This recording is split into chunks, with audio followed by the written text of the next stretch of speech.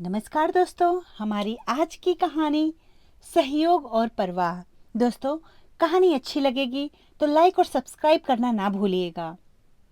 प्रिया, अरे कब से आवाज लगा रहा हूँ और ये है कि सुनती नहीं। सुनो प्रिया, मेरे लिए चाय बना देना। अवधेश ने आवाज दी सुबह सुबह प्रिया को। प्रिया रसोई में सबके लिए चाय ही बना रही थी, साथ में दोनों बच्चों के टिफिन की तैयारी भी कर रही थी। प्रिया प्रिया लगातार आती अवधेश की आवाज से झल्लाकर प्रिया बोली, ला रही हूँ बाबा, ला रही हूँ। कमरे में ले जाकर अवधेश को चाय पकड़ा देती बोल पड़ी, सुबह तुम्हें सब्र नहीं तो तुम रसोई में आकर ले लिया करो चाय। मुझे सुबह सुबह बहुत हड़बड़ी हो रहती है, बच्चों का टिफिन भी बनाना है, माँ बाबूजी को भी चाय देनी रहती है। उसके इतना कहते ही अवधेश नाराजगी भरे स्वर में बोला, 1 कप चाय ही मांगी मैंने और तुमने 100 काम गिना दिए। अब सुबह सुबह कौन बकझक करे। वह चाय अवधेश के हाथ में पकड़ा वापिस हो गई। बच्चों का टिफिन तैयार करने के बाद वह खुद ही बच्चों को बस स्टॉप तक छोड़ने जाती। पहले ससुर जी चले जाते थे छोड़ने, पर जब से ठंड बढ़ी उनके घुटने का दर्द बढ़ न जाए, इसीलिए वह खुद ही जाती है। अवधेश तो घर के इन सब कामों से हाथ ही खींच लेता है।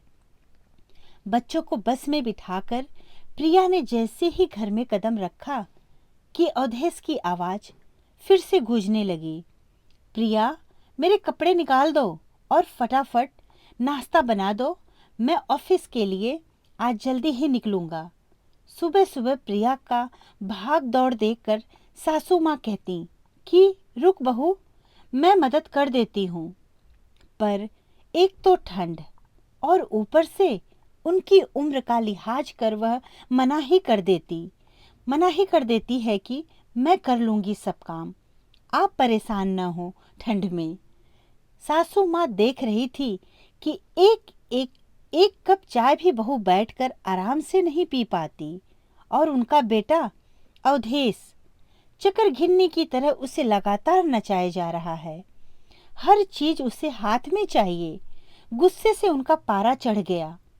वह छड़ी के सहारे धीरे धीरे अवधेश के कमरे में गई और चिल्लाकर बोली, सुन अवधेश, प्रिया भी इंसान है, तुझे अपने छोटे छोटे काम तो खुद कर लेने चाहिए, जबकि तुम देख रहे हो सुबह से वह कितने काम में कि 1 कप चाय भी उसने आराम से बैठकर नहीं पी।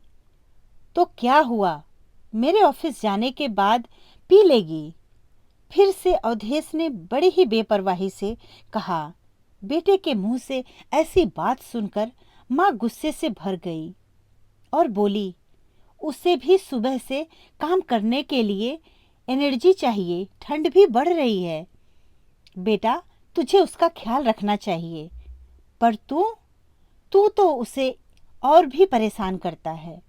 वह कोई कठपुतली है क्या, जिसे तू सुबह से यहाँ से वहाँ नचाता रहता है? अरे अर्धांगिनी है वह तेरी, उसके सुख दुख का ख्याल कम से कम तू तो रख।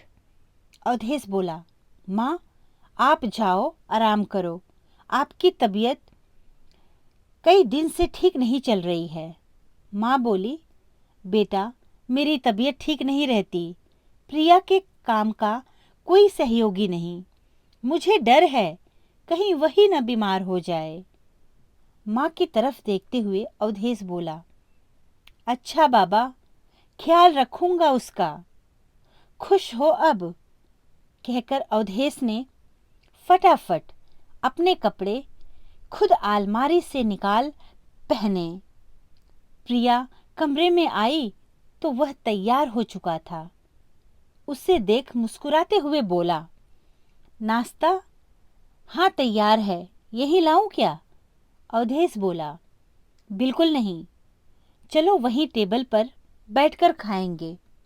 और सुनो, तुम भी बैठो, साथ में खाएंगे, फिर तुम अपना काम करती रहना।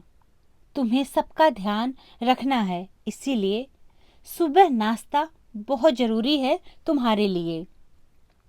और हाँ, कल से मैं सुबह की चाय खुद आकर लूँगा और अपने सब काम भी खुद ही करूँगा।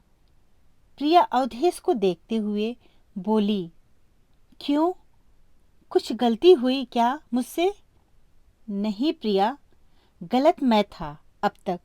मुझे समझ आना चाहिए, बच्चों के साथ अब तुम्हारी घर के प्रति भी जिम्मेदारी बढ़ गई है और इसमें मुझे तुम्हारा हाथ बटाना चाहिए। तुम आज तक बिना बोले सब करती रही, कभी मना भी नहीं किया, और मैं इतना स्वार्थी हो गया कि केवल अपना सुख ही खोजता रहा। पर अब नहीं, मुझे माफ़ कर दो। ऐसा मत कहो अवधेश, माफ़ी क्यों मांग रहे हो? हाँ, साथ मिलकर काम करने से हमारी खुशियाँ और बढ़ जाएंगी। पत्नी हर चीज़ में पति का साथ ही खोजती है। आखिर ये घर परिवार हमारा ही है और सबकी खुशियाँ भी हमसे ही। दोस्तों, एक दूसरे का सहयोग करना और ध्यान रखना, एक दूसरे की परवाह करना ही परिवार होता है। धन्यवाद दोस्तों। कहानी अच्छी लगी तो लाइक और सब्सक्राइब ज़रूर करें और अपने दोस्तों को शेयर करना भी ना भूलें।